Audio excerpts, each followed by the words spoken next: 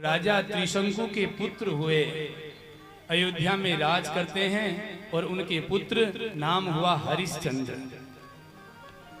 क्या नाम हुआ? जोर से बोलो। हरिश्चंद्र।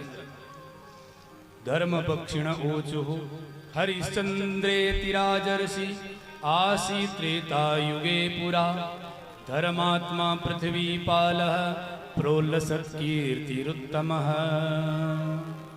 राजा हरिश्चंद्र धर्म के द्वारा इस पृथ्वी का पालन करते थे। पूरी धरती के चक्रवर्ती सम्राट थे राजा हरिश्चंद्र। उनकी रानी का नाम सेव्या, पुत्र का नाम रोहिताश्व। सेव्या का नाम कहीं कहीं तारामती भी लिखा होता है। दोनों नाम थे, सेव्या भी और तारामती भी। राजा हरिश्चंद्र सत्य का व्रत करते थे, सत्य का पालन करते थे, जीवन में कभी झूठ नाम जाना नहीं। एक दिन राजा हरिश्चंद्र जंगल में शिकार खेलने के लिए गए, मृगया के लिए गए। कहीं महिलाओं की रोने की आवाज राजा हरिश्चंद्र के कान में आई कि कोई अबलाएं रो रही हो। हरिश्चंद्र ने पूछा, सुश्राव शब्द मशकद, कौन रो रही है? देखा अष्ट सिद्धियां रो रही है। अष्ट सिद्धि नवनिधि होती है। अष्ट सिद्धियां रो रही थी। क्यों रोती हो मेरे राज्य में? बोले विश्वामित्र हमें वश में करना चाहते हैं राजन, हम विश्वामित्र के वश में नहीं होना चाहती, आप हमें बचा ले। राजा को क्रोध आ गया, कौन है जो तुम्हें वश में करना चाहता है और मेरे राज्य की सीमा के अंदर कोई महिलाओं पर अत्याचार करे, ये कैसे हो सकता है? इतनी ऊंची आवाज में जब हरिश्चंद्र ने ललकारा है, सामने जाकर के देखा तो विश्वामित्र बैठे थे। विश्वामित्र को देखते ही हरिश्चंद्र कांपने लगे। बोले तो विश्वामित्र हैं, श्राप न दे दें कहीं। चरणों में प्रणाम किया है और विश्वामित्र ने कहा, राजन इन अष्ट सिद्धियों को मैं प्राप्त करना चाहता हूं और तुम मेरे कार्य में बाधा कर रहे हो। राजा ने कहा, भगवन नेश धर्मों में ना पराध मम प्रभो।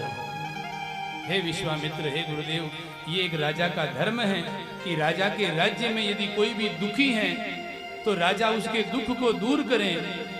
मैं आपके कार्य में बाधक नहीं, मैं अपना काम कर रहा हूं। विश्वामित्र जी ने कहा, बड़ा होशियार बनता, बड़ा पंडित बन रहा है मेरे सामने,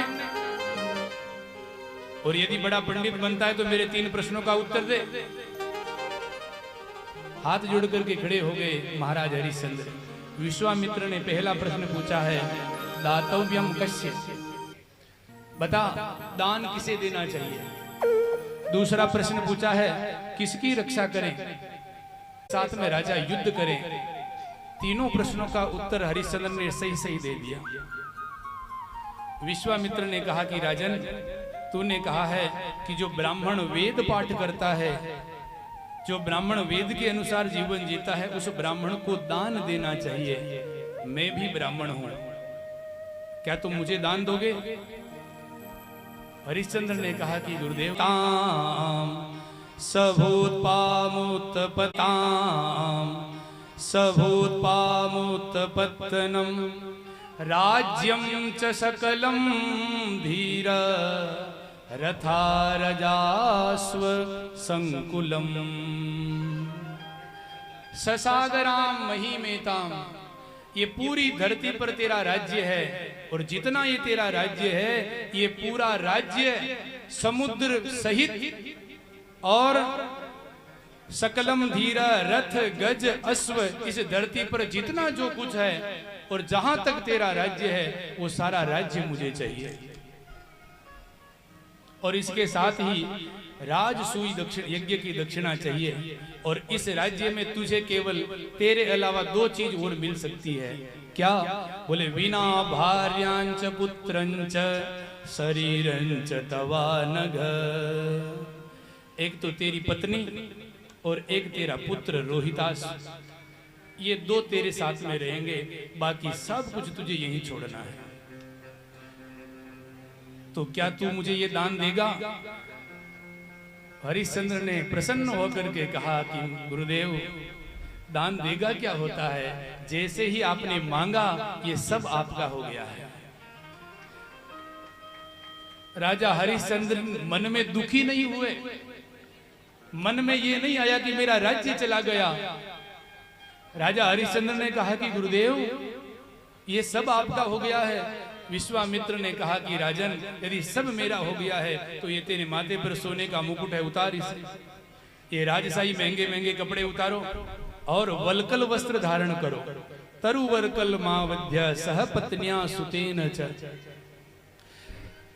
वलकल पेड़ों की छाल के कपड़े पहन करके, वलकल वस्त्र पहन करके और सारे सोने चांदी के आभूषण उतार करके अपनी पत्नी और बच्चे को, रोहित को लेकर के मेरे राज्य की सीमा से बाहर निकल जाओ। आ गए हैं अपने राज्य में और अयोध्या में वापस आकर के तुरंत अपनी पत्नी सेव्या को साथ में लिया, अपने पुत्र रोहित को साथ में लिया और वलकल वस्त्र पहन करके राजा हरिश्चंद्र अयोध्या को छोड़ करके निकले हैं। जैसे ही अयोध्या को छोड़ करके निकले हैं, आज अयोध्या के नागरिक फूट फूट करके रोने लगे हैं। राजन, हमने क्या अपराध कर दिया है जो आप हमको छोड़ करके जा रहे हैं? ऐसा हमने क्या अपराध किया है? हरिश्चंद्र लोगों की आंखों के आंसू पोंछते हुए आगे बढ़ते हैं, कहते हैं कि आपने कोई अपराध नहीं, मैंने ये राज्य विश्वामित्र गुरुदेव को दान कर दिया है, अब मैं इस राज्य पर मेरा कोई अधिकार नहीं। और जब लोगों से बातें कर रहे थे राजा हरिश्चंद्र, उसी समय विश्वामित्र आ गए। विश्वामित्र ने कहा, हरिश्चंद्र लोगों से बात कर रहे हो, मूर्ख हो, निकलो यहां से जल्दी मेरे राज्य की सीमा को छोड़ करके। और अभी तक तुमने केवल दान दिया है, मेरे राजसूय यज्ञ की दक्षिणा लाओ। हरिश्चंद्र ने कहा कि गुरुदेव, इस समय मेरे पास ये सारा राज्य तो आपका हो गया है, अब तो मेरे पास केवल मेरी पत्नी और मेरा पुत्र है, मेरे अलावा मेरे पास और कुछ नहीं है। आप मुझे कुछ समय जरूर दें, मैं आपकी दक्षिणा अवश्य दूंगा। कितना समय चाहिए? बोले गुरुदेव, कम से कम 1 महीने का समय तो दीजिए, मैं मेहनत करके धन कमा करके आपकी दक्षिणा जरूर दूंगा। बोले 1 महीना पूरा होते ही दक्षिणा नहीं दी तो मैं तुझे श्राप देकर के भस्म कर दूंगा। राजा डर गया और अपने सत्य की रक्षा के लिए अयोध्या को छोड़ दिया।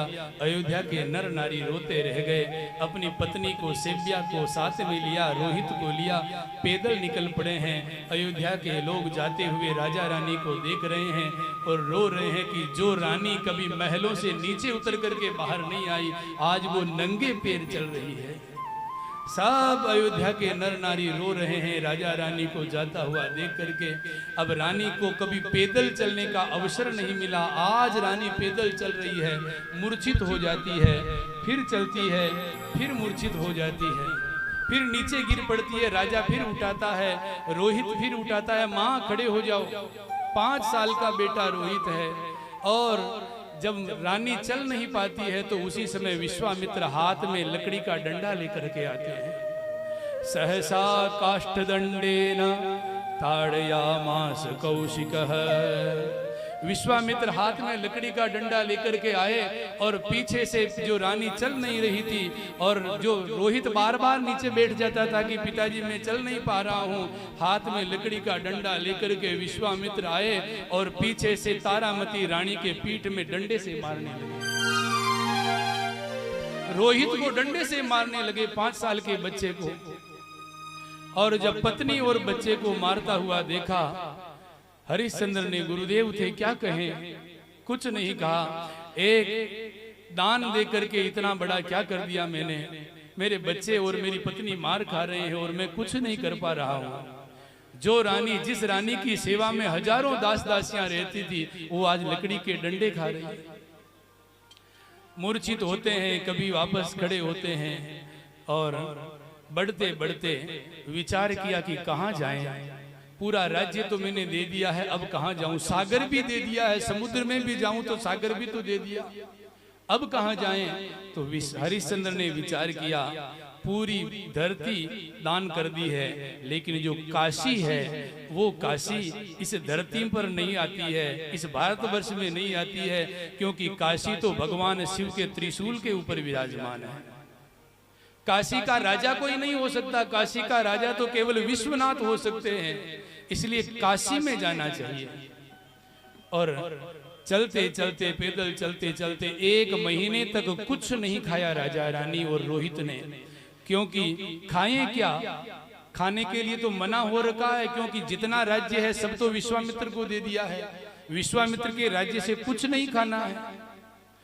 आ गए काशी में, और जैसे ही 1 महीना पूर्ण हुआ, 1 महीने का अंतिम 30वां दिन सुबह सूर्य उदय होते होते काशी में पहुंच गए। काशी में आकर के राजा रानी और रोहित बेटा तीनों बैठ गए हैं, और रोहित रोता है, रानी और राजा विचार करते हैं कि आज अंतिम दिन है, क्या करेंगे, कैसे महाराज को गुरुदेव को दक्षिणा देंगे। और उसी समय विश्वामित्र आ जाते हैं। विश्वामित्र आकर के कहते हैं, राजन आज 1 महीना पूरा होने वाला है, मेरी दक्षिणा। हरिश्चंद्र ने कहा कि गुरुदेव आपकी दक्षिणा जरूर दूंगा, आज अंतिम दिन है, आज का दिन और है गुरुदेव, मैं आपकी दक्षिणा देने का प्रयत्न करूंगा, आज का दिन और मुझे दें। विश्वामित्र ने कहा कि जैसे ही सूर्य अस्त हुआ मैं तुझे श्राप देकर के भस्म कर दूंगा, सूर्य अस्त होने से पहले मुझे मेरी दक्षिणा चाहिए। और महाराज ऐसा कह करके विश्वामित्र वहां से निकल गए, और महाराज हरिश्चंद्र धरती पर गिर गए और बिलख बिलख करके हरिश्चंद्र रोने लगे। अब मैं दक्षिणा क्या दूं ब्राह्मण को, और मेरे पास तो देने के लिए कुछ बचा नहीं है, और 1 दिन में मैं क्या कमा लूंगा। और धरती पर धूल के अंदर राजा हरिश्चंद्र तड़प रहे हैं, रो रहे हैं। अपने पति को रोता हुआ देखा, तारामती की आंखों में आंसू बहने लगे। रानी ने पास में जाकर के अपने पति को बिठाया है, आंखों से आंसू पूछे हैं, और रानी ने कहा, स्वामी आपके पास ब्राह्मण को देने के लिए कुछ नहीं है, लेकिन मैं आपसे कहती हूँ कि स्वामी आपके तो बेटा हो गया है, मेरी आवश्यकता थी वो पूर्ण हो गई है। अब एक काम करें, आपको ब्राह्मण को दक्षिणा देनी है, आपके बेटा तो हो ही गया है, अब आप मुझे बेच दें। आप मुझे बेच करके जो पैसा आपको मिलेगा वो दक्षिणा ब्राह्मण को दे दें। जैसे ही रानी ने कहा कि आप मुझे बेचते, राजा हा हा करके रुदन करने लगा, राजा रोने लगा है। समाम प्रदाय विप्रेणा देहि विप्राय दक्षिणाम। राजा फूट फूट करके रोने लगा। राजा ने कहा कि रानी, पति उसे कहते हैं जो अपनी पत्नी की रक्षा करे, और मैं कैसा पति हूं कि मैं तुझे बेच दूं। रानी ऐसे अभद्र भाषा मत बोलो, ये कैसे हो सकता है। रानी कह रही है मुझे बेच दो, और इधर 5 साल का बेटा रोहित बार बार अपने पिता का, अपनी माँ का पल्लू पकड़ता है, और रोहित कहता है तात तात ददस्वान्न है। रोहित कहता है माँ मुझे भूख लग रही है, मुझे भोजन दो, 1 महीने से कुछ नहीं खाया, मुझे भोजन दो। 5 साल का बेटा रोटी के लिए रो रहा है, और उधर राजा सोच रहा है कि ब्राह्मण को दक्षिणा क्या दूं, और रानी कहती है कि आप मुझे बेच दो, और मुझे बेचने से जो धन मिलेगा वो आप ब्राह्मण को दक्षिणा के रूप में दे देना। रानी ने अपने पति को बहुत समझाया, तब हरिश्चंद्र अपनी पत्नी को बेचने के लिए तैयार हो गए। हरिश्चंद्र ने कहा कि मेरे जैसा नीच आदमी कौन होगा, कोई भी व्यक्ति कितनी भी गरीबी क्यों न आ जाए, अपने पत्नी और बच्चों को तो हमेशा खुश रखता है। मैं कैसा पापी हूं कि अपनी पत्नी को बाजार में बेच रहा हूं। और महाराज आज राजा हरिश्चंद्र अपनी पत्नी और बच्चे को लेकर के काशी के बाजार में आ गए। बाजार में आकर के महाराज फूस सिर पर रख ली, और जो फूस सिर पर रखता है बाजार में आने जाने वाले लोग समझ लेते हैं कि ये प्राणी बिकने के लिए आए हैं। इतनी देर में महाराज एक ब्राह्मण देवता आए। ब्राह्मण ने कहा फूस सिर पर रखी हुई है, तुम बेचने बिकने आए हो। राजा ने कहा कि हाँ, मैं अपनी पत्नी को दासी के रूप में, किसी को दासी की आवश्यकता है तो बेचने आया हूं। और उस ब्राह्मण ने कहा कि मुझे दासी की जरूरत है, मेरी ब्राह्मणी काम नहीं कर सकती है, इसलिए मुझे अनुष्ठान करना है, तू जो मांगेगा वो दक्षिणा दूंगा, ये तेरी पत्नी मुझे दासी के रूप में दे दे। और महाराज अपने झोले में से धन की पोटली निकाल करके हरिश्चंद्र के हाथ में दी। हरिश्चंद्र ने हाथ लंबा करके अपनी पत्नी के बदले में धन की पोटली ले ली और चोटी पकड़ करके रानी की, वो ब्राह्मण उस रानी को घसीटता हुआ ले जाने लगा।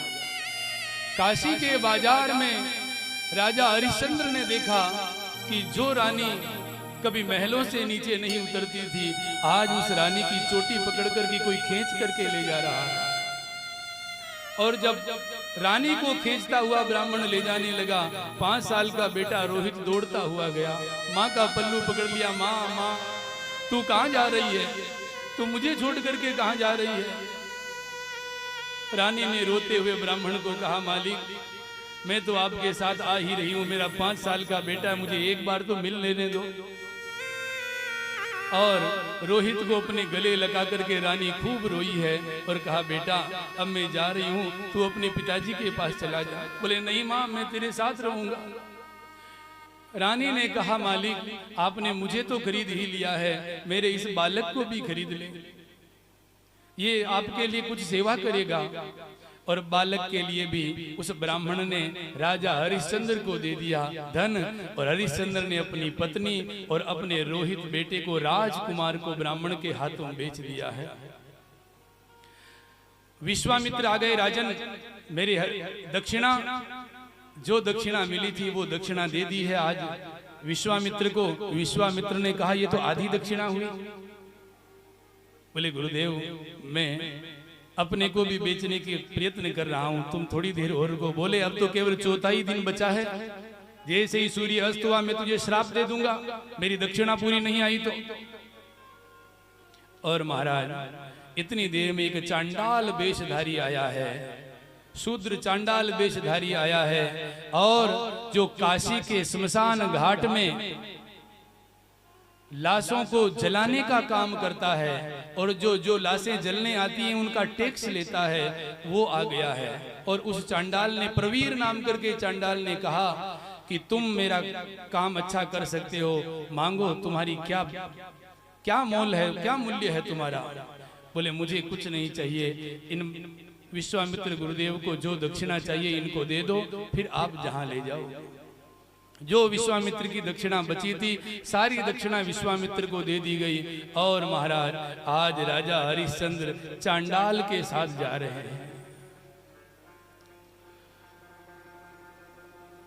गूंजे धरती रे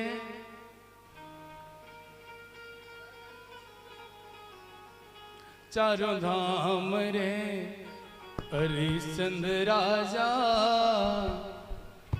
अमर रवेलो थारू नाम रे। हरिश्चंद्र राजा अमर रवेलो थारू नाम रे। उगते प्रभाते ढलती शाम रे हो,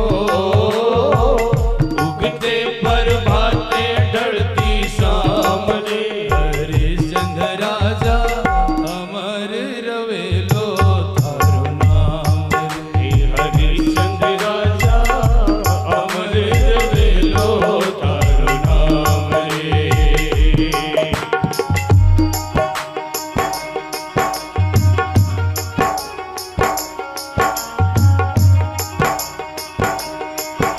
राजा हरिश्चंद्र चांडाल के साथ पहुंचे हैं। चांडाल राजा हरिश्चंद्र को शमशान घाट में ले गया और कहा, यहां कोई भी लाश आवे, कर्ज लेकर के उसका मूल्य लेकर के लाश को अंतिम संस्कार के लिए करना। कोई कर्ज नहीं दे, कर्ज नहीं चुकाए तो उसका दाग नहीं होना चाहिए। और हाँ, तुम्हें घर आने की आवश्यकता नहीं है। यहाँ पर जो लाश के ऊपर जो पिंड चढ़ाते हैं, उन्हीं पिंडों को आग में उस लाश की, उस चिता की अग्नि में पका करके खाना है।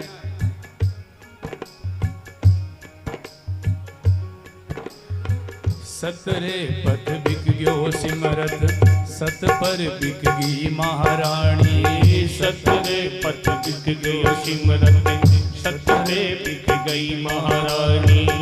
अवधपुरी रो राजा बरसी सुधर घर पानी। अवधपुरी रो राजा बरसी घर नीच के पानी। मंदरो चांगड़ लो पड़को धरती मां भी ललचानी। मंदरो चांगड़ लो पड़को धरती मां भी ललचानी। बहतो बायर रो थम गो गंगा तो रुक गयो पानी।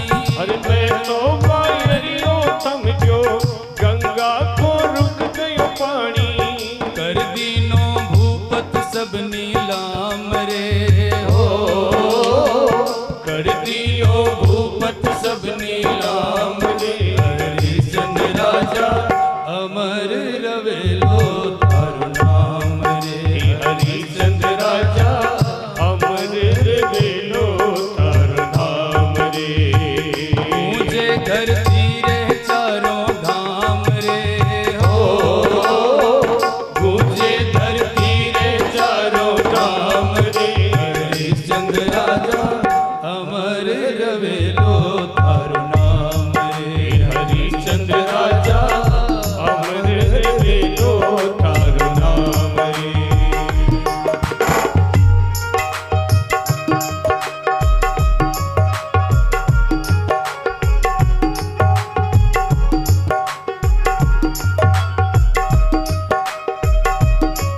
समय बीतने लगा।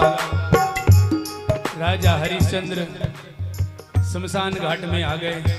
जो राजा हरिश्चंद्र की घुंघराली अलकावली थी वो जटाओं में बदल गई। जो राजा हरिश्चंद्र के माथे पर मोर मुकुट था, जो माथे पर स्वर्ण सोने का मुकुट था, वहां जटाएं बन गई। हरिश्चंद्र के कपड़े काले हो गए और हाथ में लकड़ी ले ली है और शमशान घाट में पहरा लगा रहे हैं। लाशें आ रही है, कहीं कोई लोग रो रहे हैं, कोई बिलख रहे हैं, कोई लाश जल रही है, कोई लाश जलने के लिए तैयार पड़ी है, कोई अपने परिवार वालों की मौत में रो रहे हैं। चारों तरफ शमशान घाट का धुआं ही धुआं। जिसने कभी शमशान घाट नहीं देखा वो आज शमशान घाट में पहरा लगा रहा है। सोने को राज सिंहासन झिलमिलता हीरा मोती। सोने को राज सिंहासन झिलमिलता हीरा मोती। नगरी में प्राण से प्यारो सबरे ने नारी ज्योति। नगरी में प्राण से प्यारो सबरो ने नारो मोती। झूला रे समर झूल तो उड़ता हा चमर पछाड़ी। झूला रे समर झूल को लुड़ता हा चमर पछाड़ी। मरघट में लकड़ा पाड़े हरिचंद के हाथ कुल्हाड़ी। मरघट में लकड़ा फाड़े हरिजन के हाथ कुल्हाड़ी। तड़पे न रे विश्राम रे हो। तड़पे दिन रात न ले विश्राम रे। हरिश्चंद्र राजा अमर रवेलो तारो नाम रे। हरिश्चंद्र राजा अमर रवेलो तारो नाम रे।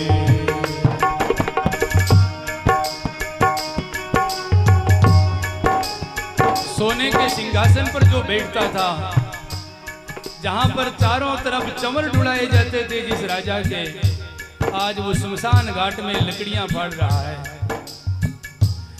एक दिन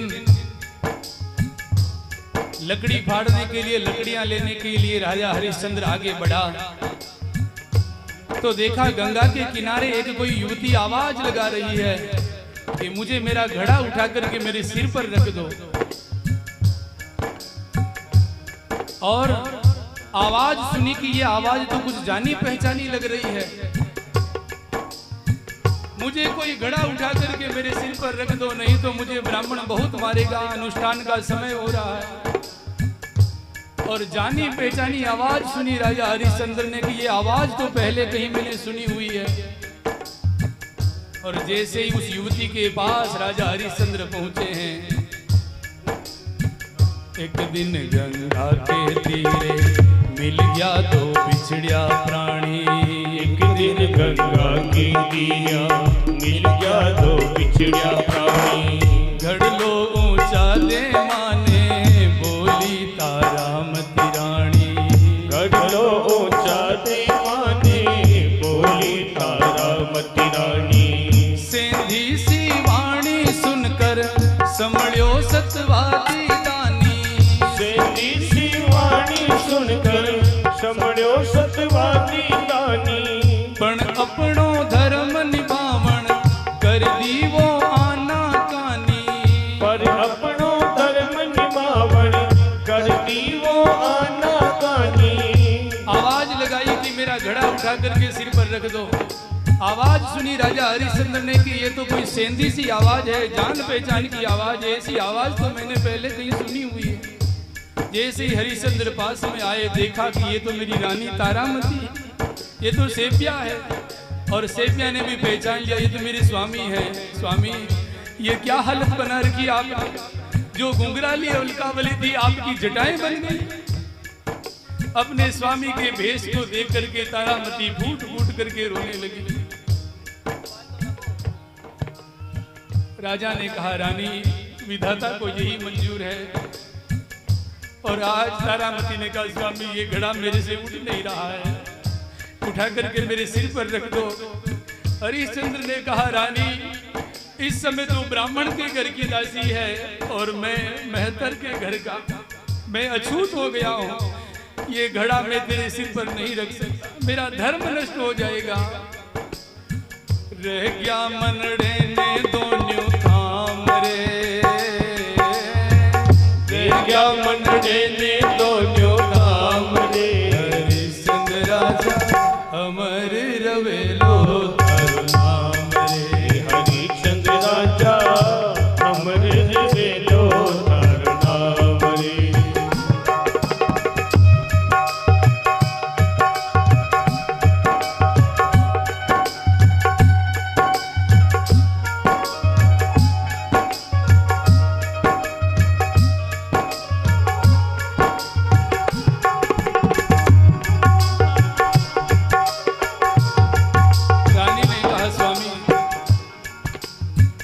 हरिश्चंद्र ने कहा, नहीं देवी, मैं अपने धर्म को नहीं छोड़ सकता हूँ। तू ब्राह्मण के घर की दासी है, ये घड़ा के मैं हाथ नहीं लगा सकता, मैं अछूत हो गया हूँ। मना कर दिया, अपनी पत्नी को घड़ा नहीं उठाया। हरिश्चंद्र वहां से दूर से ही निकल गए। रानी बहुत तड़पी है, बहुत रोई है। और वापस हरिश्चंद्र अपने काम में लग गए। और इधर तारामती ब्राह्मण के घर में आ गई। एक दिन ब्राह्मण को कोई अनुष्ठान करना था और ब्राह्मण देवता ने तारामती के बेटे रोहित को कहा कि बेटा, आज से अनुष्ठान शुरू होना है, तुम जाओ बाग में और जाकर के फूल लेकर के आओ पूजा के लिए। और रोहित फूल चुनने के लिए घर से टोकरी लेकर के निकला है। 5 साल का रोहित बाग में गया, फूल तोड़ तोड़ करके टोकरी में फूल उतारने लगा। रोहित फूल चुन रहा था, सुबह ब्रह्म मुहूर्त का समय था और रोहित फूल चुन रहा था। और उसी समय एक काला नाग आ गया और महाराज, नाग ने रोहित के पैर में डंक मार दिया है। जो रोहित के पैर में नाग ने डंक मारा है, आज रोहित चिल्लाने लगा, माँ माँ कह करके रोने लगा। कोई जाकर के मेरी माँ को कहो, तुम्हारे रोहित को नाग ने डस लिया है। और महाराज, छोटे छोटे बच्चे दौड़ते हुए गए, जाकर के आवाज लगाई कि तुम्हारे रोहित को काले नाग ने डस लिया है। और जैसे ही तारामती के सेव्या के कान में आवाज गई, मेरे बेटे को नाग ने डस लिया है, तारामती ने जाकर के अपने अपनी मालकिन को कहा, ब्राह्मणी को कहा, मेरे बेटे को नाग ने डस लिया है, मैं जाकर के बच्चे को लेकर के आ जाऊं। ब्राह्मणी ने कहा, ना, अनुष्ठान खंडित हो जाएगा, यहीं बैठो, कहीं जाने की आवश्यकता नहीं। बहुत रोई है, बहुत गिड़गिड़ाई है। ब्राह्मणी ने नहीं जाने दिया। तब जाकर के मालिक से कहा तो ब्राह्मण ने कहा ठीक है, जाओ अपने बेटे को देख करके जल्दी वापस आना। और महाराज गई है तारामती दौड़ती हुई, रोहित रोहित हा पुत्र हा पुत्र हा वत्स शिशो इत्थम वदती मुहु कृशो विवर्णा। हे पुत्र हे रोहित, चारों तरफ जंगल में रोहित रोहित रोहित आवाज लगाने लगी। और महाराज क्या देखा, एक झाड़ी के पास में रोहित जमीन पर पड़ा हुआ दिखाई, रोहित को मरा हुआ देखा। रानी फूट फूट करके रोने लगी है। रोहित खूब आंसू गिरा रही है अपने बेटे की छाती के ऊपर। बेटे की लाश सामने पड़ी है, मां अपने बेटे को लेकर के रो रही है। तारामती खूब रोई है, स्वामी इस समय आपका बेटा मर गया है। आज खूब रोई है तारामती, 5 साल के बेटे को देख करके भपक भपक करके रो रही है। आज कोई रोहित को संभालने वाला नहीं। रोहित को लेकर के रानी खूब रोई है, बेटा आंखें खोलो।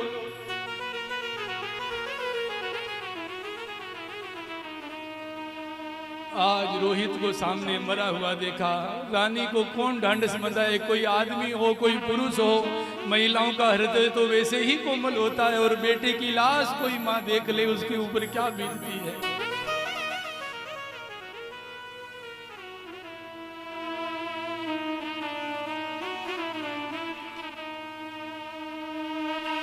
रानी बहुत रोई। रात हो गई, छाती भर आवे बेटा,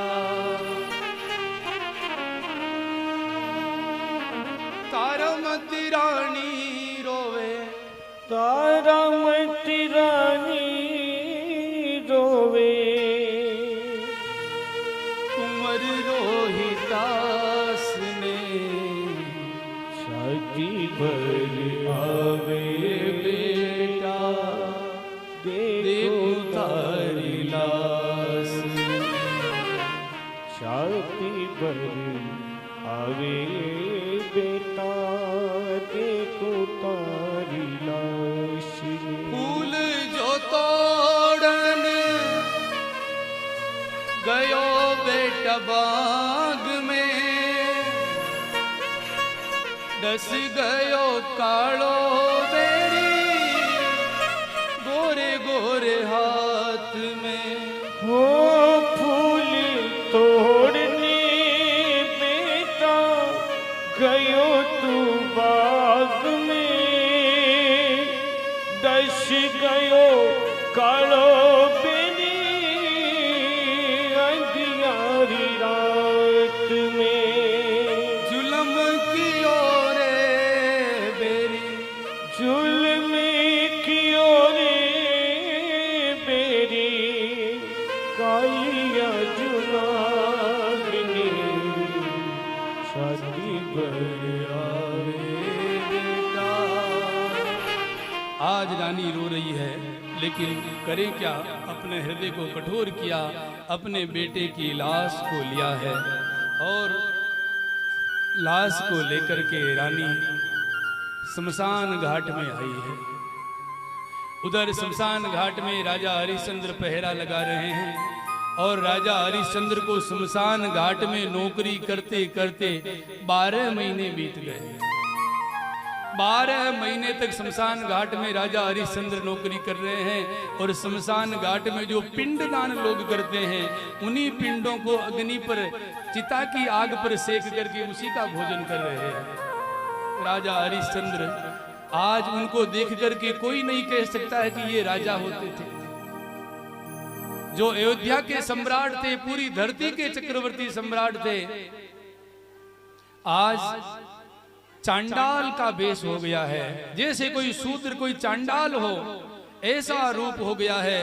पूरा शरीर काला कलूटा, आग की धुएं से, चिता की धुआओं से शरीर पूरा काला हो गया है। बदन मलिन हो गया है, वस्त्र कपड़े सारे काले पड़ गए हैं। हाथ पर डंडा है और केवल एक ही आवाज लगा रहे हैं, चिताएं जल रही है।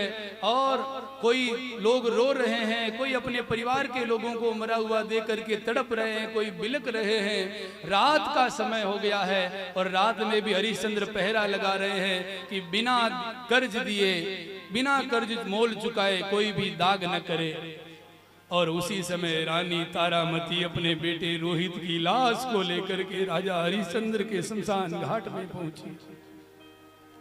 वो लाश को लेकर रानी और शमशान में आई रानी, आकर के रोने लगी, अपने बेटे की लाश को जमीन पर रख दिया, अपनी बारी की प्रतीक्षा करने लगी और बेटे को देख देख करके रोती है कि बेटा, जब तेरा जन्म हुआ था उस समय ब्राह्मण आए थे और ब्राह्मणों ने तेरे जन्म होने के समय ब्राह्मणों ने आकर के कहा था कि रानी तुम्हारा बेटा बड़ा होकर के राजा बनेगा, राजगद्दी पर बैठेगा।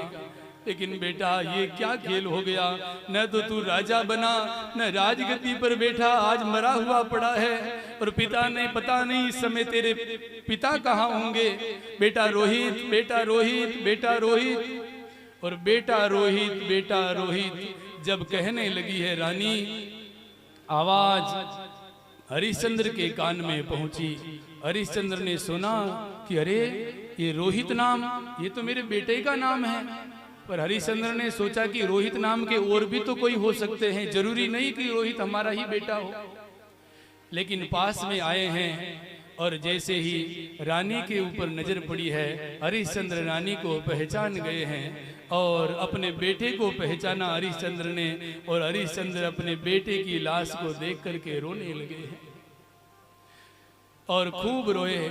आज हरिश्चंद्र ने कहा मन में, रानी ये कैसी परीक्षा विधाता ने हमारी ली है।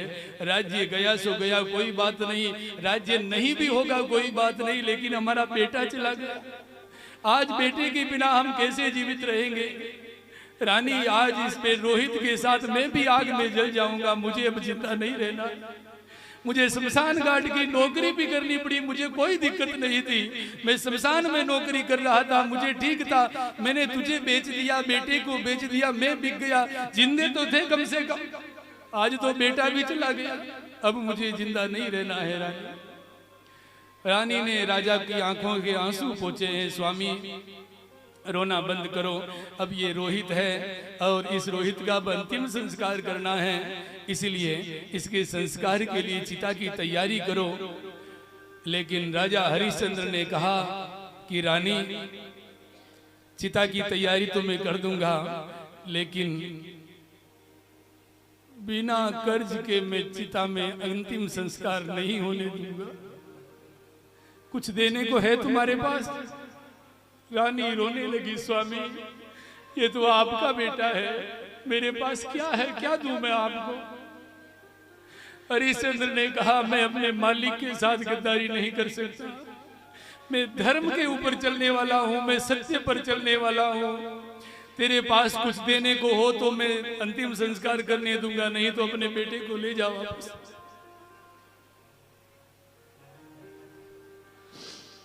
हरिश्चंद्र रोने लगे हैं, रानी कुछ हो तो दो, नहीं हो तो मैं अंतिम संस्कार नहीं होने दूंगा। तब रानी को याद आया, अपने स्वामी के धर्म को मैं कैसे डिगने दूं? मेरे स्वामी अपने धर्म की रक्षा करें, ये तो अच्छा ही है, लेकिन अब मैं क्या दूं, मेरे पास क्या है? और तब रानी को याद आया, अपनी जो साड़ी थी उस साड़ी में से आधी साड़ी से तो अपने शरीर को ढका है, और जो आधी साड़ी थी उस साड़ी के 2 हिस्से करे हैं। आधी साड़ी को रानी कफन बनायो, आधी साड़ी से रानी कर्जो चुकायो। आधी साड़ी से रानी कफन बनायो, आधी साड़ी से रानी कर्ज चुकायो। कर्ज चुका के रानी झुका के रानी फूकण लागी लास ने शादी पर आवे बेटा देखो तारी लाश शादी पर आवे बेटा देखो तारी लाश तारा मत जानी रोवे तारा मत जानी रोवे कुंवर रोहिदास ने शादी पर आवे बेटा देखो तारी लाश शादी पर आवे बेटा देखो तारी लाश ने शादी पर आवे बेटा देखो तारी लाश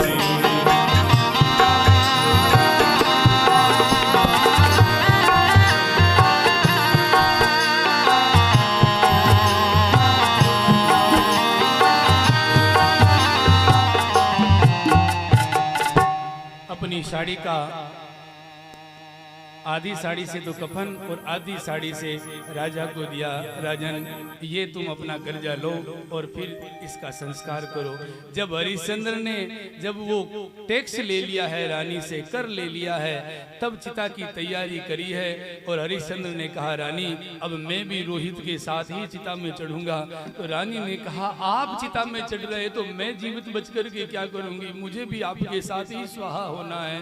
और जो चिता तैयार करी और अग्नि लगाई है, राजा रानी रोहित को गोद में लेकर के जो चिता में चढ़ने लगे हैं, उसी समय विश्वामित्र, राजा इंद्र, वरुण देवता, सारे देवता प्रकट हो गए हैं। और विश्वामित्र के सामने राजा हरिश्चंद्र के सामने आ गए। और हरिश्चंद्र ने कहा राजन तुम्हें चिता में चढ़ने की जरूरत नहीं है। तो बोले रोहित। और उसी समय देवताओं ने आकाश से अमृत की वर्षा करी है। और जो अमृत की बूंदे रोहित के ऊपर गिरी है, मरा हुआ रोहित जैसे कोई बच्चा सोते से जगता है, उसी प्रकार से रोहित वापस जिंदा हो गया और खड़ा हो गया।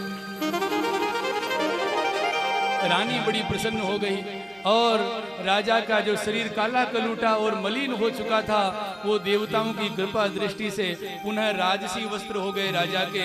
और वो रानी जो किसी की दासी बन गई थी, वो रानी फिर महाराज रानी के वेश में परिवर्तित हो गई। रोहित राजकुमार के सामने रूप में परिवर्तित हो गया।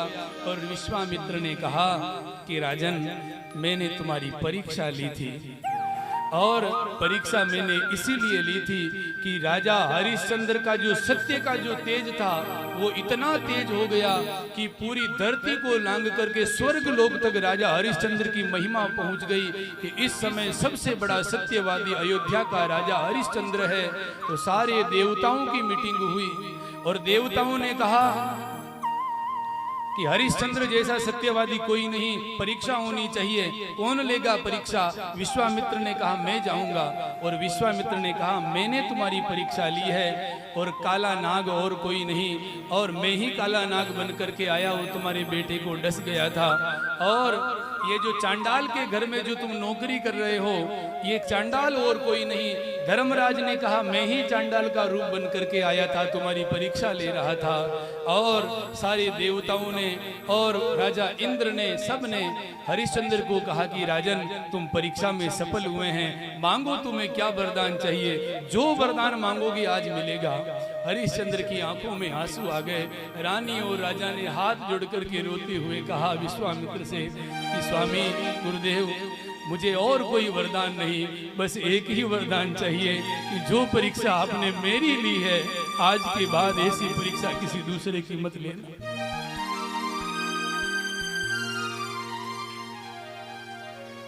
और महाराज कहा कि तुम्हें स्वर्ग आदि लोकों में जाना है, स्वर्ग का राज्य तुम्हारे लिए तैयार है। हरिश्चंद्र ने कहा मैं अयोध्या को छोड़ करके कहीं नहीं जाऊंगा, मैं अयोध्या के लोगों को रोता हुआ छोड़ करके आया हूं और मुझे वापस अयोध्या के लोगों से मिलना है। और राजा हरिश्चंद्र पुनः अयोध्या में आए हैं और पूरी त्रिलोकी में राजा हरिश्चंद्र की जय जयकार होने लगी है।